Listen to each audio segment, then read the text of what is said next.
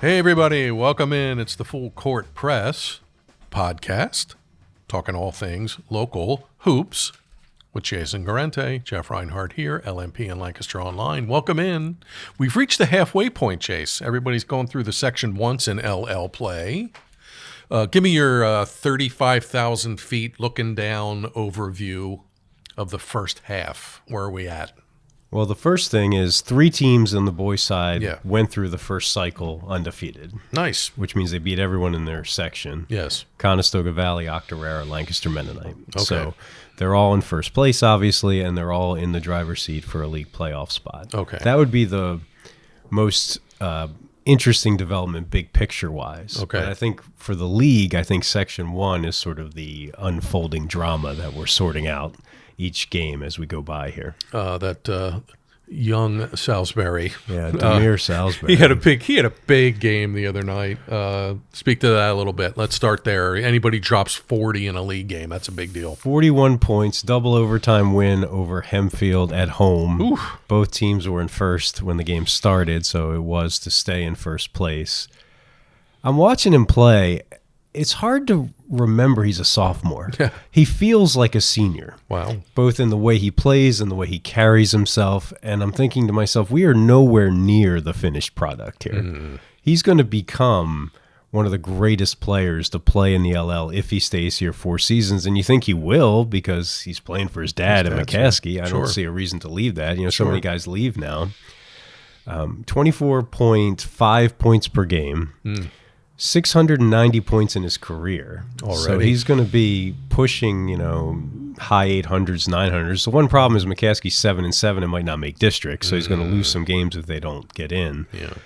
But there hasn't been a 2,000-point scorer for 2 decades. Oh. And even Dustin, Demir's dad, who was one of McCaskey's all-time greats, even he'll say, I wonder what he'll be when he's 17. He's only 15 years old. He's scary. A young sophomore. Oof.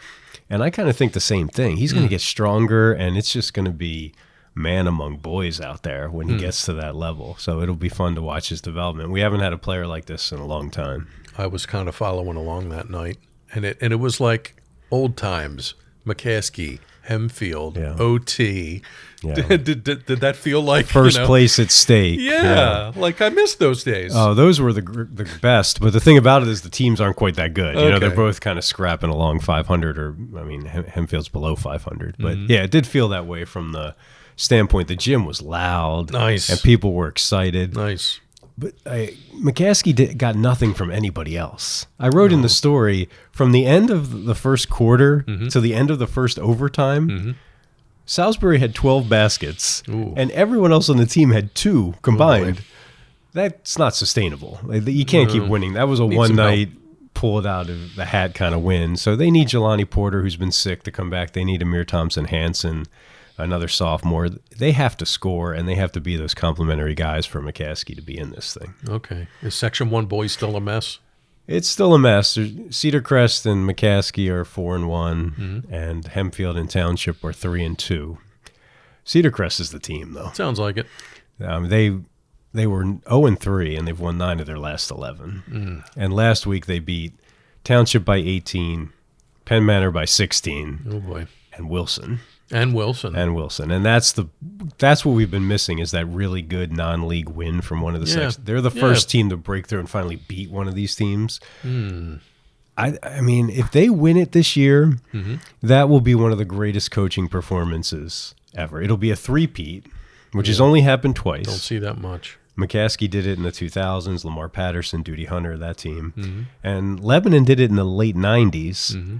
If Cedar Crest does it, it'll be 3 completely different teams. Pretty much. They lost 4 starters from 24 to 25 and won, and they lost every starter from 25 to 26. You don't do that at the 6A level and win league championships. That's impressive. That's impressive. Yeah, Tommy Smith deserves a lot of credit. They are not expected to be in first place, and they get McCaskey at their place this week. Ooh. And Cedar Crest is great at home. They call it the Cage. Cage. Yeah, and you go there, it's like walking the plank down. I mean, that's where they beat Wilson. They are very tough to beat at home, and they blew out Township at home too. Circle that one. McCaskey at Crest. Crest girls, Section 1 girls. Crest went from a first-place tie to a 2-game lead last week. That's a lot of elbow room 2-game lead. You got a lot of wiggle room there. They came to Township last week and beat the Streaks on Township's home court at the arena. And then Township, a couple days later, falls to Lebanon. So Section 1 is Cedar Crest, 5-0, out front with wiggle room, Township, Lebanon, and Penn Manor, all at 3-2, tied for second. So you got 4 teams in Section 1 battling for 2 playoff spots. Township plays Penn Manor here early in the week. Sounds like Township lost Liv Palmer, and maybe they're trying to figure out who they are without her now. Yep, and I wrote this in the Sunday notes. It looks like they're kind of figuring out their rotation. Devon Pinker did not coach. Congrats again on their firstborn. Did not coach in the Crest game. I don't know if he was back for the Lebanon game. But yeah, they're figuring it out. And the Brandt kid, the freshman, is starting now, and she's got some height. Brings a baseline glass kind of a game to the rotation. So we'll see. The kid I got to mention in Section 1, Olive Brandt, who you know. Yeah. Her last 3 games, 31, 33, and 29. She's averaging 24 a game with 43 threes. And she sees every defense under the sun, and she's still filling it up every night. And Lebanon, I hate to say we wrote Lebanon girls off, but Kind of did. Yeah. They've won 4 in a row, and now they're tied for second and playing well. And Olive Brandt is just tearing it up. So interesting Section 1. We'll see what Crest does with a 2-game lead. Section 2 boys, anything good there? Section 2 boys. Well, CV's undefeated. They went 6-0 through the first cycle. I think Warwick's the team. They're coming. They're 11-3, and they're 11-1 when Your Majesty Washington plays. They lost their first 2 section games without Washington, and I think everyone kind of forgot about them for a little bit because they haven't been at the top of the standings. But they're just on a roll, They've just been beating everybody, and they sure look like the other team that's going to make the playoffs out of Section 2. But there's no sure thing. You got Solenko has 2 losses also, and E-Town has 2 losses, and Cocalico has 3. So it's another sort of cluster there of teams. They just have so much recent tradition. They've been in the last 2 league finals. A lot of these kids, 2 of these starters, Brody Clausen and Washington, were on that team last season. They expect to be in the playoffs and win in the playoffs. Sure.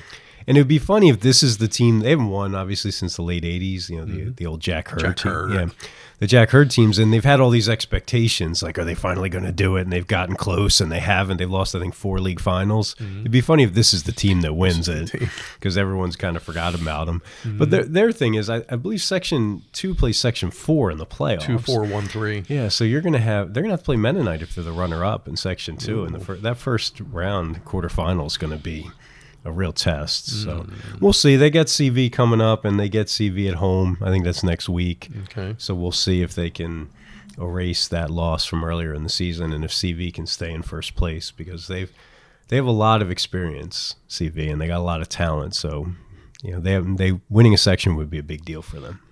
Okay. See what the Bucks are made of. Like Warwick boys, Warwick girls have been an unbelievable story, and every week I sit here and I say that, and they keep winning. They kept winning again last week, and here they are, atop Section 2 girls, 6-0 first time through.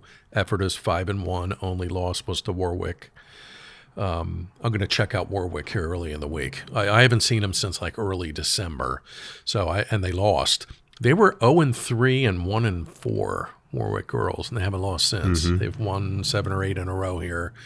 I'm going to go check them out on Monday night and just kind of see what makes them tick. So they're the big story there with Ephrata chasing. Warwick at Ephrata is on January 27th, so that's another 2 weeks before they play again. I'll mention Mia Warfel. I did some mid-season awards in the notebook this week just to name drop and get some kids out there. Mia Warfel's been amazing for Warwick. 13 points a game, 35 threes, shooting a good percentage from deep. Only a junior. Warwick's pretty young, and they're good. So they're in the driver's seat at the halfway point. with teams chasing, including Ephrata, including Cocalico, which has been really good. They have 9 wins.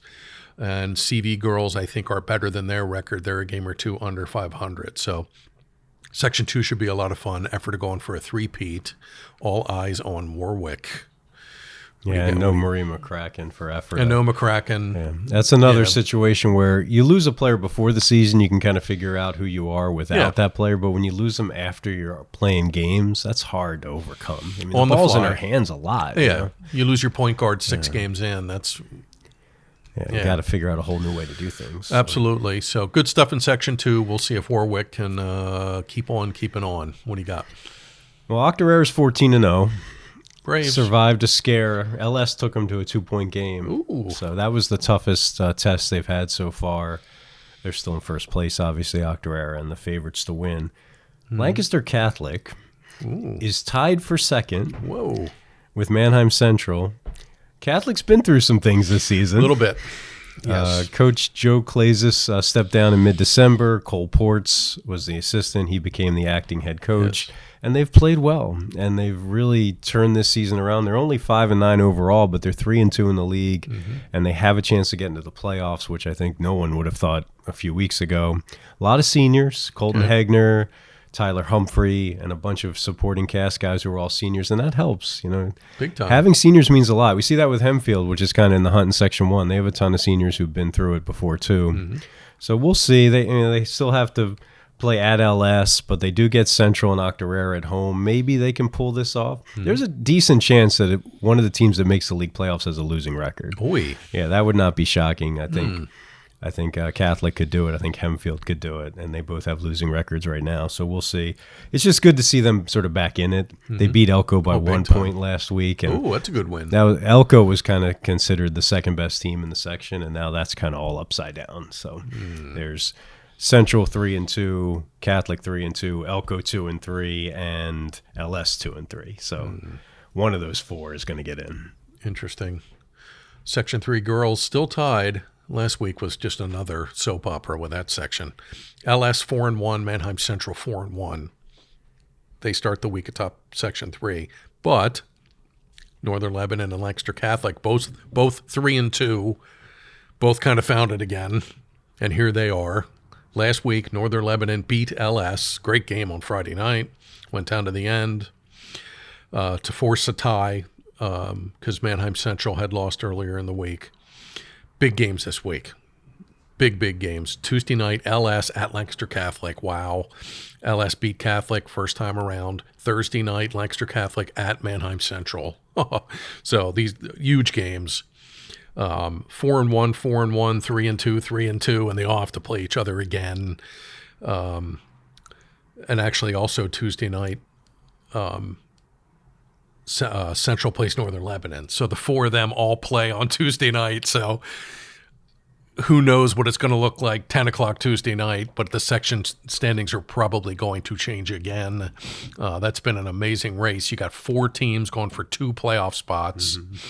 And Northern Lebanon, by the way, I take a peek at the district rankings every now and again. There's so many teams that haven't put their scores in, so it never updates. But as of like Monday morning, Northern Lebanon was number 1 in District 3 4A. So Vikings are tough. Catholic's still figuring it out a little bit. The Mia Bonafide kid's playing really well. 15 in a win last week over Donegal, 18 in a win against Elko as a 9th grader. She's playing really well. Love this race, and I'm spending the week basically chasing this around. Thursday night I'll be at Catholic.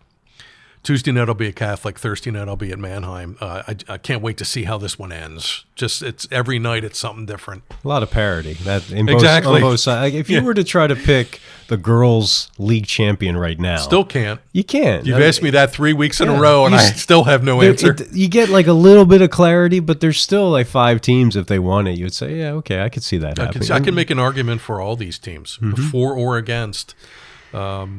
And that's unusual. Usually there's a clear favorite. Yeah. And it's usually Catholic. Well, it's usually Catholic in this section. They've won it 8 years in a row. Yeah. But they got behind the 8 ball a bit. But they've got 2 wins in a row, playing well. And they get the leaders this week. They get LS and Central. So,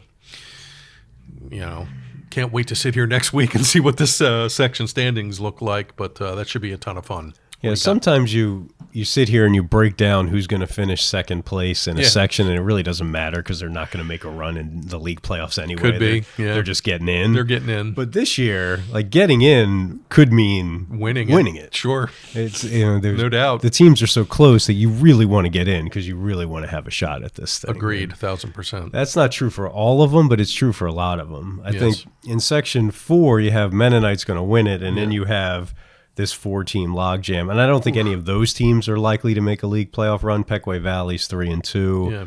They beat Country Day at home last week. Mm-hmm. That was a big win. That put them a game ahead of Country Day, Columbia, and Northern Lebanon. Mm-hmm. So they're fighting for second place. And like I said last week, it's been 22 years since Pequay made the league playoffs. So they want to get in. Sure. Because it's a badge of honor. Exactly. Maybe they're not going to make a run at the championship, but they want to be on that stage and say, hey, we're in this league too, guys. Surely.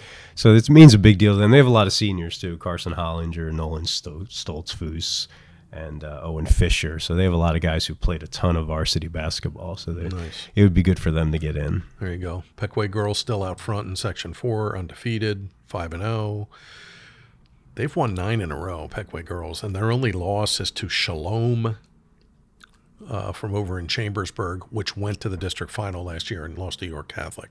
And I think they only have like one loss. So Pequay's loss, not a bad loss. They're a game clear of Columbia, which is 4-1. That rematch is January 20th, next week. Pequay girls' problem. Yeah. How many games do they play where there's no challenge at all? I mean, I saw one of their scores last week was like 67-9. 67-9. Yeah. That hurts you when you get in the playoffs because you're just not being tested. You're not being pushed. Section 4's down, and it's the elephant in the room, but I'll bring it up.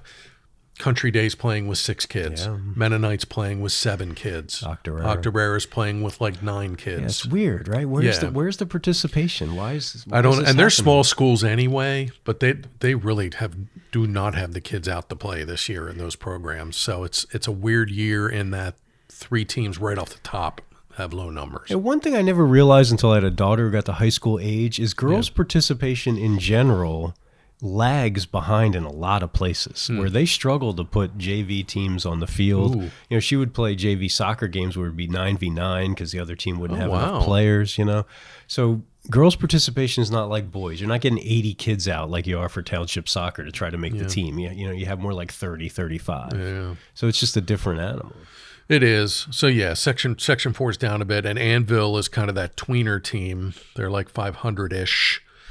Don't know if they have the guns to beat Pequay or Columbia, but they're hanging tough and they're kind of still in there, and you can't overlook them. So, Janae Patterson, talked about her last week, 10 points shy of 1,500. That's a big number. Yeah, 1,500. 1,500. What's the school record? She has it. She broke it last week. Oh, that's right. I saw that. Yeah, it was 1,450 range. She broke it last week. So 10 for 1,500 for Janae. Saw you wrote about Linville Hill Christian guys in the notes this week. Where are they at? And any other CCA notables on your mind? The LL teams or the Lancaster County teams are lagging behind right now. High Point had a rough week last week. They lost 4 games, but they were the team in the CCAC. Coventry Christian. Yeah, they're good. Linville Hill's 8-3. Okay. And Drew Tibbins is averaging 25 points a game. Saw that, yep. And Josh Stoltzfus is a really good point guard. And Emerson Westfall is a big kid who can shoot from outside. They got a lot. And they're 3rd in the district power ratings. So they're going to play York Catholic possibly, which is a rematch of last year's final. Interesting, yes. But then they would get DeLone, which is probably the huge favorite in 2A. Okay. But they could conceivably play in a district final. And it's funny about them is because you never, like Pequay Valley boys basketball tradition is non-existent. There just aren't players in that part of the county. But Linville is able to continue to, rebuild every year. They lose, their whole starting 5, 4 of their 5 starters, and they can still be 8-3. They're able to keep that thing going down there. Impressive. As of today, and again, the District 3 rankings page, I don't know what to trust and not trust. If the season ended today, Linville girls, back-to-back district champ, 3-time reigning CCAC champ, would not make districts. Wow. Yeah. They fall to Veritas last week.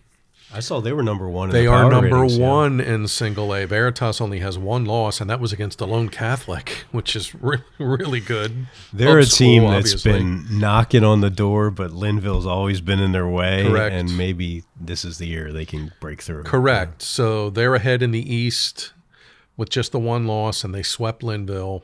In the West, I saw New Covenant Christian last week. Got to check out that gym, cross that one off the bucket list, and they won. They beat Mount Calvary in that game to go to 10-0. Later in the week, New Covenant falls to Dayspring.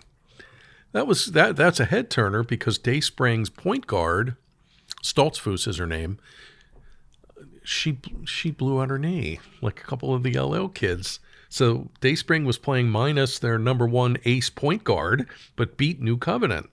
But New Covenant is still up in the West. So CCAC basketball in general has taken a gigantic leap.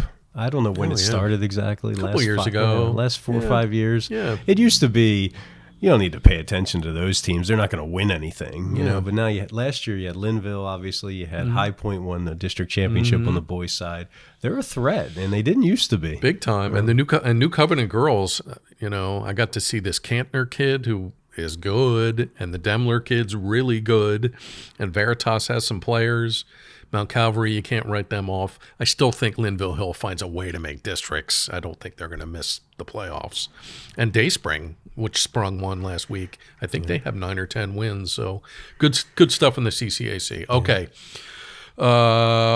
Let's start to wrap her up. Anything else on the boys' side we need to know about? We'll just mention Noah Huxta. We were talking about Yes. Dayspring. He got to 1,000 points. Good. Mason Rogers at High Point got to 1,000 points on Saturday. I happened to be at that game. There you go. He's a really good player. Yeah? Lefty shooter, I believe. And he played Country Day in districts last year, and he was a force. So he's one of the best players in the CCAC as well. Nice. Leah Caldwell, Ephrata, needs 77 points at the top of the week here for 1,000. So soon, a couple games, 3-4 games, and Leah will join the 1,000-point club. She's got a couple kids behind her. Kenzie Eckhart at Elko, I wanted to mention, verbal to Lebanon Valley College this week. Good for her. She needs like 115 for 1,000. Kyla Francis at Cedar Crest needs 110 for 1,000. So those kids could get it here in the coming weeks, and we'll see who makes playoffs, etc. Okay, good stuff. Enjoy the games. We start round 2, second time through the league schedule, believe it or not, this week. Jason and I will be out tracking everything, so make sure you pick up the paper. Make sure you're on Lancaster Online for all things local hoops, basketball coverage. It's the Full Court Press podcast. Talking everything local hoops. For Jason, I'm Jeff. Tyler, thank you very much. We will talk to you guys next week. Thanks.